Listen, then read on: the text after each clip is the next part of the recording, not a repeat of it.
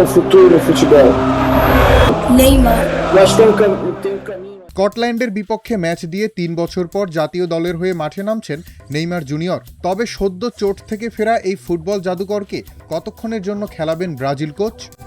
C গ্রুপের শীর্ষে থাকা ব্রাজিলের জন্য স্কটল্যান্ডের বিপক্ষে অতিরিক্ত কোনো চাপ নেই। তবে 2026 বিশ্বকাপের প্রথম ম্যাচ খেলতে নামা নেইমারের জন্য চ্যালেঞ্জ থাকছে। অবশ্য নেইমারের শারীরিক অবস্থা নিয়ে ইতিবাচক কোচ আনচেলোত্তি। ম্যাচের আগে সংবাদ সম্মেলনে তিনি জানিয়েছেন, নেইমার পুরোপুরি প্রস্তুত, দলের জন্য সে ভালো কিছু করতে পারে। চোট কাটিয়ে দলে ফেরা নেইমারকে কতক্ষণ খেলানো হবে সে প্রশ্নের উত্তর সরাসরি দেননি আনচেলোত্তি। তবে কোচের ভাষায় শারীরিকভাবে পুরো ম্যাচ খেলার অবস্থায় আছেন নেইমার, পুরো 90 মিনিটও খেলতে পারেন তিনি।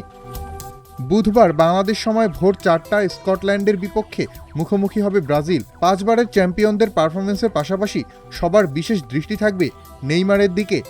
ডেস্ক রিপোর্ট, আজকের পত্রিকা।